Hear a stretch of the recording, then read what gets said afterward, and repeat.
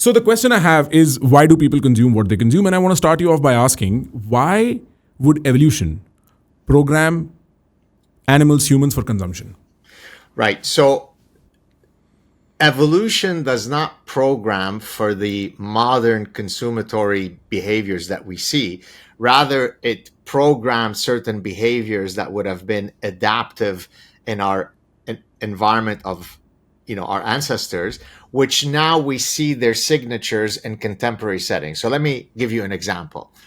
So we know, for example, that across many species, when females of a species are sexually receptive, in other species, not humans, they will go into estrus, meaning during that period, they are open to mating, and other periods, they are not. Well, we know that females in those species will engage in certain signaling behaviors to say, hey, I'm interested in potential mating. Well, so then I take this principle and argue, well, we know that, of course, humans are a high form of an animal. Could we see similar behaviors in human females? And so I have a study that I did many years ago with one of my former doctoral students where we looked at how women will alter how they dress, how they beautify themselves as a function of where they are in their ovulatory cycle, their menstrual cycle. And so what we found, as you would exactly expect from an evolutionary perspective, is when they are maximally fertile in their menstrual cycles, this is when they engage in the most amount of sexual signaling. They're more likely to wear high heels. They're more likely to be more scantily clad in their dress. They're more likely to put makeup on. And so it's not that evolution has programmed women to wear lipstick. It's that evolution has programmed women to engage in sexual signaling as a function of where they are in their menstrual cycle, which we then see a modern manifestation of that behavior in contemporary settings. So it's kind of like evolution programs you with a set of toolkit to survive, or maybe in some cases go a little bit beyond that.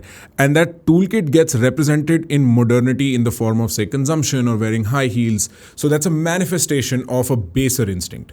Perfectly stated. That's exactly it. The reason why I was interested in marrying evolutionary psychology with consumer behavior, because short of us breathing, the set of actions that we most engage in is in consumer behavior, right? And it's not just consuming Coca-Cola and Starbucks and buying jeans. We consume friendships, we consume religious narratives, we consume literature. So our existence is one that is consumatory. And since I was interested in evolutionary psychology, I thought, well, that's great. I will now take these evolutionary principles and, as you exactly said, demonstrate their signatures in modern environments. Very interesting. Do you find that the word consuming friendship or consuming religion is appropriate, or is it like participating? Because I'm trying to understand, is it the same base instinct, or is there something else to it? Is Yeah, that word? yeah, great question. So it's not necessarily that we consume friendships, but as part of you and I maintaining a friendship, there is a set of consumatory related behaviors that arise. So let me give you a specific example. If you and I are very good friends, it makes good sense for us to remember each other's birthdays so that I will remember your birthday. And when it's your birthday, I will invite you out to dinner with the expectation that when it's my birthday, you will reciprocate. And therefore, that mechanism of reciprocity is an evolved mechanism, which in this case manifests itself in our friendship ritual, and then in a consumatory sense, in that we're inviting each other to restaurants or to buy gifts for each other. So it's in that sense that I say we're consuming friendships. We also consume marriages in that, for example, there is a slew of consumatory behaviors that happen related to the wedding ritual. But even the process of choosing a mate involves endless consumatory behaviors. So, for example, the fact that in many cultures you buy an engagement ring, well, it turns out that an engagement ring is laden with evolutionary based principles. So, for example, the younger the woman is, the more beautiful the woman is, the higher the likelihood of spending more money on purchasing an engagement ring, meaning that the mating market is literally a market, right?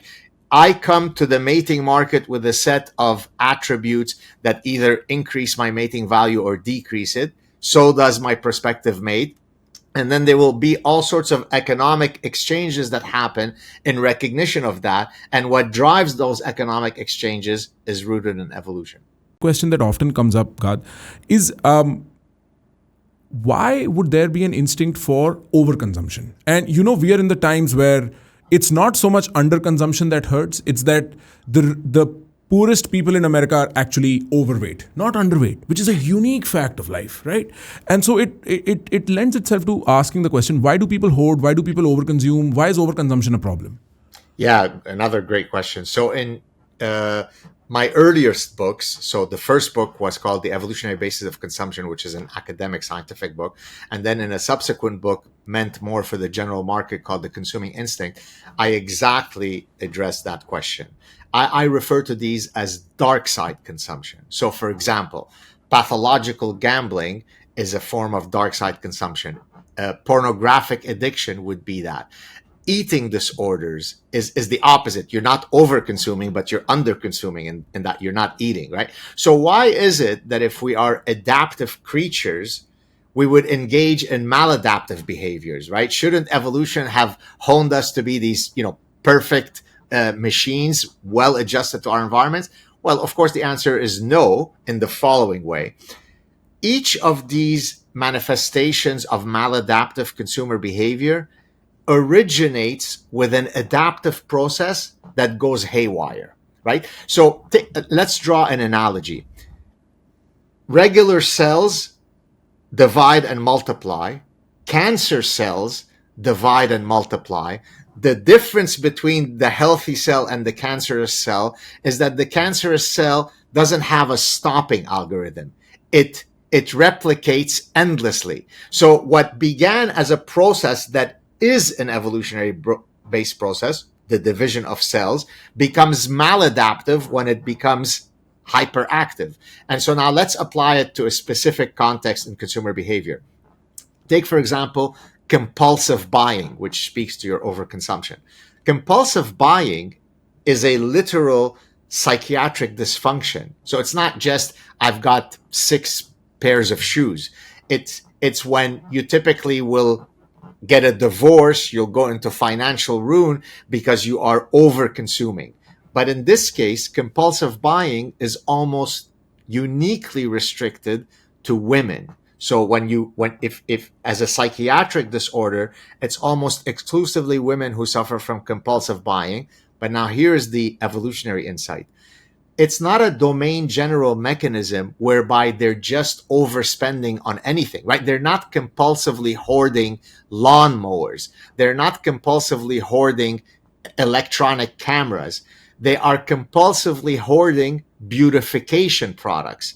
So what started off as a perfectly adaptive mechanism, which is, if I'm speaking as a woman now, I'd like to beautify myself to make myself more attractive in the mating market, hyper fires, so that now I can't stop purchasing stiletto high heels. I can't stop purchasing all of the various forms of beautification product.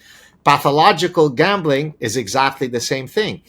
Pathological gambling afflicts largely young men of low social status because all men seek to ascend the social hierarchy. Some of us become famous soccer players, others become bankers, others become artists. We're all using different paths for the one same goal, which is to ascend the social hierarchy, because the number one most desired trait by women in men is if they are of high status.